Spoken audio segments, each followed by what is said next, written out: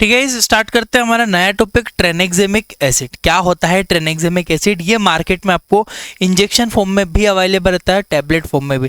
Tranexa injection के नाम से मिलता है, ट्रेनेक्सा कंपनी का नाम है ट्रेनेक्सा। ट्रेनेक्सेमिक एसिड उसके अंदर उपस्थित रहता है, और भी कई नाम से मिल जाता है, ट्रेनेक्सा टैबलेट आती है ना।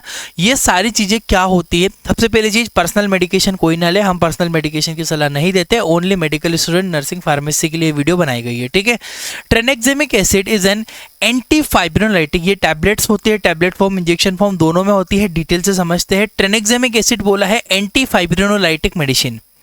ट्रेनेक्सेमिक एसिड एंटी फाइब्रिनोलाइटिक। देखो, एंटी फाइब्रिनोलाइटिक अगर आप समझ गए तो मेडिसिन का मतलब आपको समझ में आ जाएगा, समझिएगा। एंटी का मतलब होता है रोकना, फाइब्रिनो का मतलब होता है प्रोटीन, लाइटिक का मतलब होता है टूटना।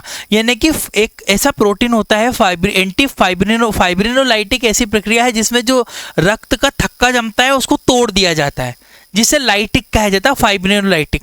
परंतु लगा दिया है शुरू में एंटी। एंटी का मतलब होता है रोकना, यानी कि ब्लड क्लॉट को रोकना, ब्लड क्लॉट को टूटने से रोकना। यानी कि अगर ब्लड का थक्का जो जमा है अगर वो टूट गया तो ब्लड फ्लो होता रहेगा। एम आई राइट और रॉन्ग? अगर आप यहाँ पे चोट लगी हाथों में, ब्लड बहने लगा, थोड़ी देर के बाद वो ब्लड रुक जाता है। क्यों रुक जाता है? क्योंकि फाइब्रिनोलाइटिक प्रोसेस हुई है। फिर धीरे धीरे एंटी फाइब्रिनोलाइट उसमें क्या होगा, फिर फाइब्रिनोलाइटिक होगा, फाइब्रिनोजेनेसिस होगा, मतलब फाइब्रिन का बनना, और लाइटिक का मतलब टूटना। फिर उसके बाद में वो टूटेगा और अपना घाव भर जाएगा। तो हमें क्या करना है, जो रक्त का थक्का है वो जम रहा है, उसको ऑटोमेटिकली वो टूट जाता है थोड़े समय के बाद, परंतु उसको टूटने नहीं देना है, उस थक्के को बनाए रखना है जिससे ब्लड का बहना रुक जाए, ब्लड का बहना बंद हो जाए। लिखा भी है this medicine control bleeding and heavy periods during the disorder. यानी कि मेडिसिन जो होती है कंट्रोल करती है ब्लीडिंग को एंड हेवी ब्लड लॉस को ड्यूरिंग द डिसऑर्डर, या पीरियड्स मैंने नीचे लिखा है।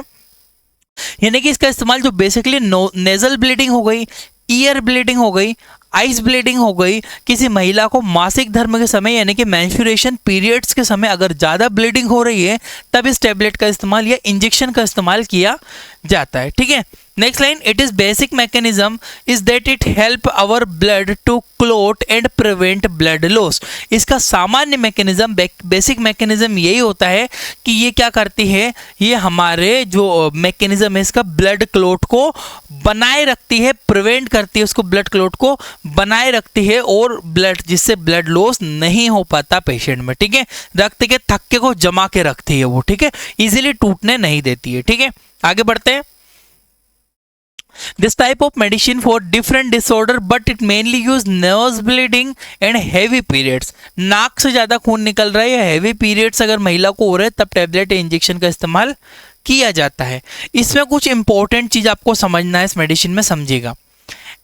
Anti fibrinolytic means promote blood clotting by slow down process of fibrinolysis. समझिएगा, 3-4 चीजें है इसमें। देखिएगा, आप मेडिसिन का समझ के उसका डोज समझ लो और पेशेंट को दे दो, यही सब कुछ नहीं होता है गाइस। आपको इतना समझ में आना चाहिए कि बेसिक मैकेनिज्म क्या हो रहा है, एक एक चीजों के फंक्शंस क्या हो रहे हैं। ठीक है, यहाँ पे मैं हाईलाइट कर देता हूँ एंटी फाइब्रिनोलाइटिक का मतलब क्या है। जैसे हम लोग मेडिसिन कौन सी यूज करे भाई, ट्रेनेक्सेमिक एसिड यूज करते हैं। ठीक है, ट्रेनेक्सेमिक एसिड जो होता है मेनली एंटी फाइब्रिनोलाइटिक दवाई है, और एंटी फाइब्रिनोलाइटिक मीन्स प्रमोट करता है ब्लड क्लोट को। यानी कि ब्लड क्लोट को मतलब होता है जो रक्त का थक्का जम रहा है उसको उत्तेजित करता है, प्रमोट करता है ना, उसका प्रचार समझ लो, प्रमोट करके, ताकि वो थक्का बना रहे, है ना, तो जिससे रक्त का प्रवाह रुके, जिससे रक्त बहे ना। ठीक है, बाय स्लो डाउन प्रोसेस फाइब्रिनोलाइसिस। फाइब्रिनोलाइसिस मतलब होता है, फाइब्रिन एक प्रोटीन है, लाइसिस मतलब तोड़ना। वो जो प्रोटीन है रक्त का थक्का जमाता है, अगर उस प्रोटीन को ही तोड़ दे तो रक्त का थक्का टूट जाएगा।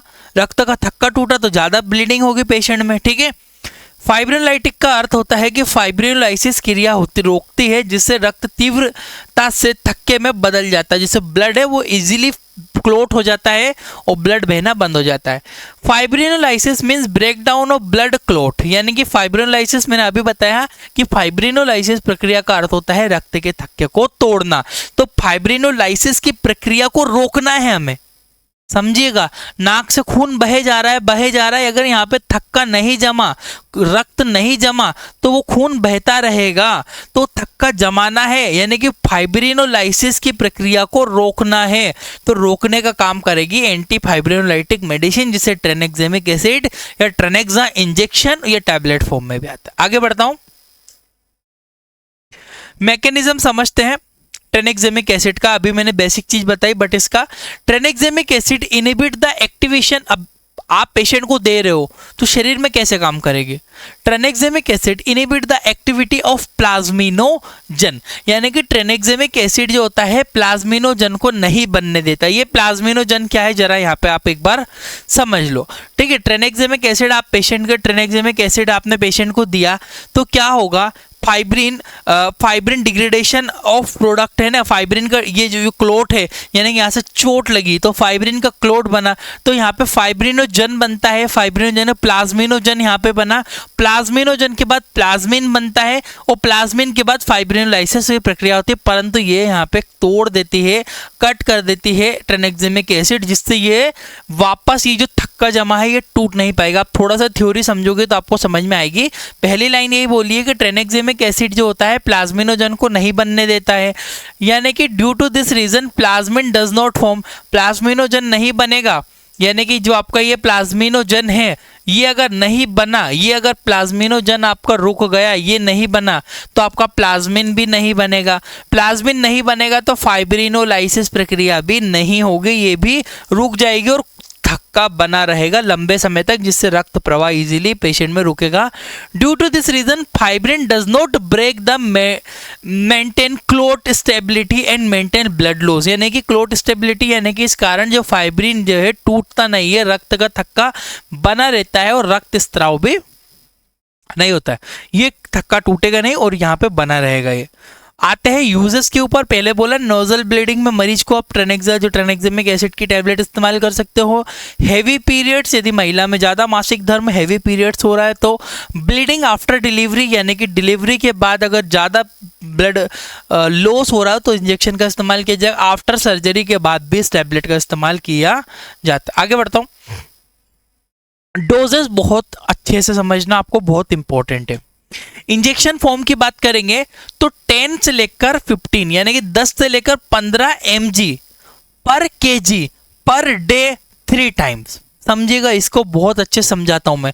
यानी कि इंजेक्शन एडल्ट की बात की गई है पहले यहाँ पे, तो 10 से 15 mg सीवियरिटी के अकॉर्डिंग देख लीजिएगा आप कि ज़्यादा प्रॉब्लम है तो 15 mg और नहीं है तो फिर 10 mg, यानी कि 10 mg पर केजी। एक व्यक्ति का वजन 50 किलो है तो 50 किलो को इंटू आप कितने में कर दोगे, 10 में कर दोगे। जितना भी आएगा उसको 3 बार में डिवाइड कर दो। दिन में 3 बार वो पेशेंट को देना है 3 दिन तक। टाइम ड्यूरेशन भी याद रखना, 3 दिन तक देना है पेशेंट को, 3 टाइम्स देना है पर डे, ठीक है। 3 टाइम्स पर डे पेशेंट को दिया जाता है। देखो अगर एक दिन में रिकवरी हो गई तो फिर उसको तो जैसे हेवी पीरियड्स वगैरह में 1 या 2 दिन तक पेशेंट को दी जाती है। सर्जरी में पेशेंट को डॉक्टर कभी कभी 5 दिन के लिए भी सजेस्ट कर देते हैं अगर ज़्यादा ब्लीडिंग अगर लगती है पेशेंट को तो, इस टाइप से। तो याद रखना 10 mg है पर mg, है ना, यानी कि 10 mg 1 किलो के व्यक्ति को दी जाएगी। अगर किसी व्यक्ति का वजन पहले करवाना पड़ेगा, अगर 50 किलो का है, 60 किलो का है, 70 किलो का है, 75 किलो का है। 75 में आप सिंपल जितना वजन है उस वजन में 10 का इंटू कर देना। अगर आया 200 mg, 250 mg, 500 mg तो उसको 3 बार में डिवाइड कर दो कि दिन में 3 बार इस पेशेंट को देना है। यानी कि 500 mg आया, 500 mg को 3 बार डिवाइड कर दो। 100 mg आया तो 100 mg को 300 बार डिवाइड कर दो, 3 बार डिवाइड कर दो। इसके अकॉर्डिंग ये पेशेंट को डोज दिया जाए। टैबलेट फॉर्म की बात करूं तो टैबलेट में ये इंजेक्शन फॉर्म की बात की गई यहाँ पे, ठीक है। टैबलेट फॉर्म की बात करूं तो 500 mg बीडी दिन में 500 mg की जो टैबलेट फॉर्म आती है ये 500 mg की टैबलेट दिन में 2 बार दी जा सकती है। ट्रेनेक्सा इंजेक्शन है, आईवी इंजेक्शन है। मैंने पहले ही बताया है कि वेट आप कैलकुलेट कर लो पेशेंट का। 10 mg पेशेंट को 1 किलो के व्यक्ति में 10 mg दिया जाएगा, तो 10 किलो के व्यक्ति में, 20 किलो के व्यक्ति में, 50 किलो के व्यक्ति में 50 का इंटू 10 में आप कर दो, जितना भी आता है उसके अकॉर्डिंग ये डोज कैलकुलेट करके पेशेंट को दिया जाता है। IV injection should be given slowly by IV बोतल। अगर आपको आईवी देना है, इंट्रावीनस देना है तो धीरे धीरे 500 ml में या फिर 100 ml NS में, आपको 100 ml NS में इजीली दे सकते हैं। 100 ml NS में डिजोल्व करके दे दो या फिर उसको आप 10 ml में भी डिजोल्व करके इजीली धीरे धीरे दिया जा सकता है। तो इंजेक्शन डोज 10 से 15 mg पर केजी व्यक्ति में दिन में 3 टाइम देना है, 1 या 2 दिन के लिए पेशेंट को, ठीक है। टेबलेट फॉर्म याद रखिएगा 500 mg 2 बार दिन में दिया जा सकता है। हर एक मेडिकेशन के साइड इफेक्ट होते हैं, इसके भी है। नोजिया, जी घबराना, वोमिटिंग होना, फीवर, बॉडी पेन, शरीर में दर्द होना कब होगा? जब आप हाई डोज इस्तेमाल कर दोगे। यहाँ पे अगर डोज ढंग से आपने कैलकुलेट नहीं किया, ज़्यादा डोज दे दिया, तब पेशेंट को ऐसी दिक्कत हो सकती है। कॉन्ट्रा इंडिकेशंस, किस मरीज को नहीं देना है? यदि कोई हार्ट अटैक का कोई पेशेंट है तो उसको बिल्कुल मत देना, क्योंकि ऑलरेडी उसको हार्ट ब्लॉक है और आपने ऐसी दवाई दे दी जो कि रक्त का थक्का जमा रही है, तो उसको और बेचारे को हार्ट में थक्का जम जाएगा, जिससे उसको हार्ट अटैक आने की समस्या हो सकती है। हार्ट अटैक पेशेंट को नहीं देना है। डीप वेन थ्रोम्बोसिस यानी कि कोई नसों में अगर कोई बहुत ज़्यादा खून जमा रहता है ना, उस पेशेंट को भी नहीं देना है, बीमारी होती है। आप देखिएगा ड्रग एलर्जी, ड्रग एलर्जी का मतलब किसी को अगर ट्रेनेक्सेमिक इंजेक्शन से एलर्जी है तो उस मरीज को नहीं देना है। और हार्ट वेल्व डिसऑर्डर यानी कि किसी को हार्ट वेल्व, मतलब जितने भी हार्ट अटैक के पेशेंट होते हैं उनको किसी भी कंडीशन में ट्रेनेक्सेमिक एसिड नहीं दिया जाता है। क्लियर? आगे बढ़ते हैं। Thank you for watching guys. हमारी एप्लीकेशन भी है इंडियन मेडिकल लेक्चर, जिसपे आपको ये सब पीडीएफ बुक का नोट्स, हम ये डिस्क्रिप्शन में लिंक है, कमेंट बॉक्स में भी लिंक है, वहां से आप देख लो जाके। ये मेडिकल की बुक किताब है, यहाँ पे आपको 950 का कोर्स आप बुक का परचेस करोगे तो पूरी बुक का पीडीएफ, जिसमें 300 से ज़्यादा बीमारियाँ यहाँ पे अवेलेबल है, बीमारियों का इलाज है, video, 3 subject micro, biochemistry, anatomy, physiology, ये भी इंक्लूडेड है। फ्री में आपको ऑनलाइन कोर्स मिलेगा जब आप ये 950 का बुक परचेस करोगे। कॉन्टैक्ट नंबर भी आप व्हाट्सएप भी कर सकते हो, मैसेज यहाँ पे, ठीक है। सारी डिटेल से मिलेगा, एक बार डिस्क्रिप्शन में कमेंट बॉक्स में चेक कर सकते हो। सर्टिफिकेट बेसिक नॉलेज का यहाँ पे प्रोवाइड होगा। Thank you for watching guys, आपका अपना इंडियन मेडिकल लेक्चर।